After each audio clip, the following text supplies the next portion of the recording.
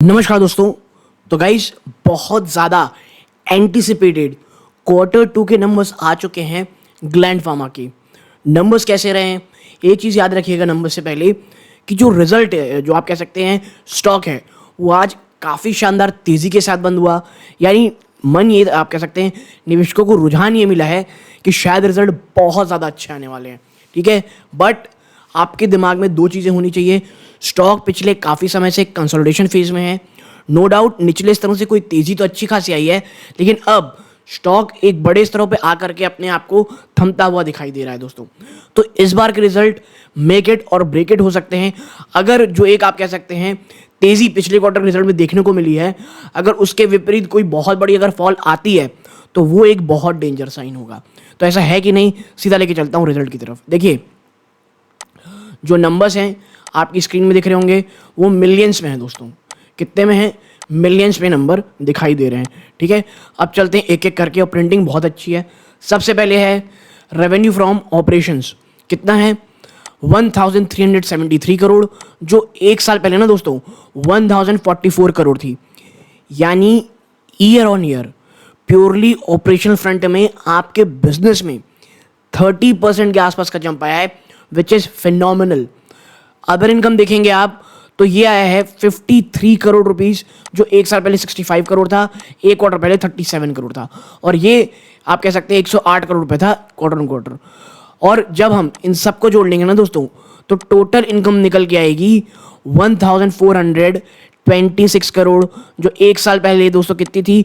1100, आप कह सकते हैं 1110 करोड़ रुपीस। यानी फिर कहूँगा year on year purely operational front में ये एक बहुत अच्छे नंबर्स हैं।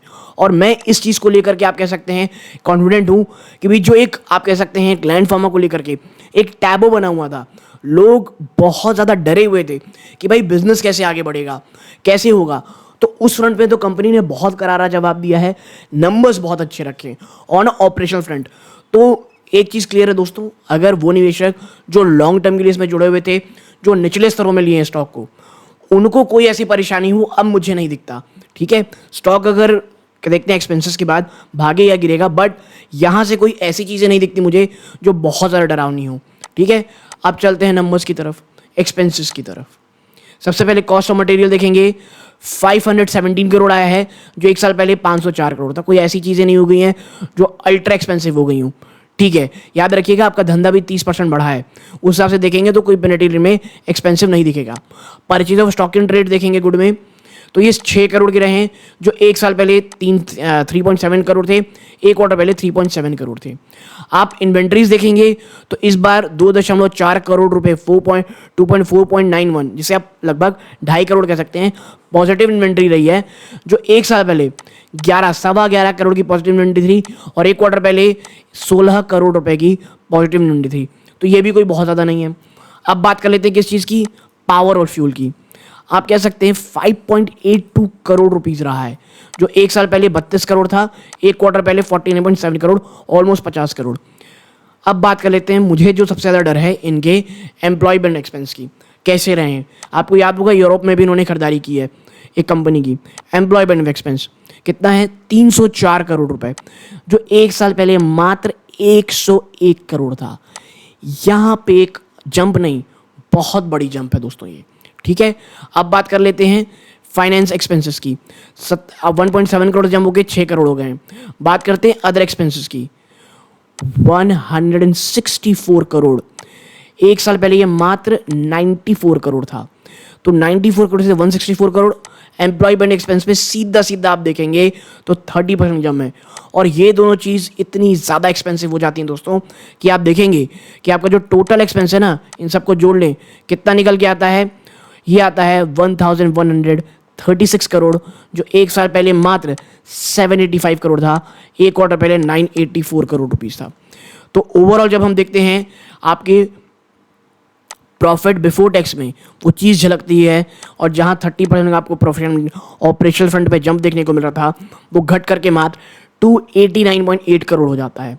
एक साल पहले कितना था? 324 करोड़, 324 करोड़ से घट करके 289.0, और एक क्वार्टर पहले ये 261 करोड़ था। तो वहाँ से तो साफ साफ जंप है। बट याद रखिएगा ये मुझे अभी देखिए हमको चर्चा करना पड़ेगा ये अदर एक्सपेंसेस क्या हैं, ठीक है। अगर ये वन टाइम दिखते हैं, अगर मैनेजमेंट ये कहती है कि भैया ये वन टाइम है, या जो यूरोप में कुछ चीज़ें हो रही हैं या कुछ पेटेंट है उसके कारण खर्चा है, तो मुझे नहीं लगता बाजार उतना ज़्यादा नेगेटिव रहेगा। But still I am telling you, अगर बाजार नेगेटिव भी है ना दोस्तों इस नंबर के थ्रू, मैं बिल्कुल भी हैरान परेशान नहीं हुआ। आप कह सकते हैं ये नंबर्स मुझे ख़राब नहीं लगे हैं, ठीक है। कंपनी ने, और क्योंकि याद रखिएगा ये उस समय की बात है जब इसमें हर कोई सिर्फ और सिर्फ हैमर कर रहा था, और क्वार्टर आपने अच्छा ही बिजनेस बना के दिया है। और ऐसे समय जब इतनी ज़्यादा निगेटिविटी आपके सामने, उसमें ऐसी परफॉर्मेंस करना, इट्स ग्रेट। अब आगे चलते हैं और देखते हैं क्या टोटल कॉम्प्रिहेंसिव इनकम। आप टोटल कॉम्प्रिहेंसिव इनकम देखेंगे 178 करोड़ है, जो एक साल पहले 243 करोड़ थी, एक क्वार्टर पहले 169 करोड़ थी, ठीक है। आप ईपीएस देखेंगे तो ये 14.65 से घट के सीधा 11.78 पे आ गई है, और ये क्वार्टर एग्जैक्टली सेम नंबर्स हैं दोस्तों, ठीक है। तो आप कह सकते हैं कि मैं आपके बहुत ज़्यादा एंथुसियास्टिक नहीं हूँ, मुझे पहले पढ़ना पड़ेगा कि भैया ये अदर एक्सपेंसेस क्या हैं और एम्प्लॉय बेनिफिट्स में इतने ज़्यादा क्यों बढ़ गए हैं, ठीक है। तो ये चीज़ हमको देखनी पड़ेगी। अगर कुछ ये जो अदर एक्सपेंसेस हैं वन टाइम एक्सपेंसेस कारण है, इट्स ओके, बट अगर ये आगे भी जारी रहेगी तो कंपनी क्या कहती है ये भी देखना रहेगा। But overall I am not disappointed with the numbers. Stock आपको कोई बहुत ज़्यादा नहीं भाग गया है, अब देखना ही होगा कल बाजार इसे किस तरह रिएक्ट करता है दोस्तों, ठीक है। तो यहाँ तक जुड़े रहे, बहुत बहुत धन्यवाद। ये इस वीडियो का अंत है। जय हिंद।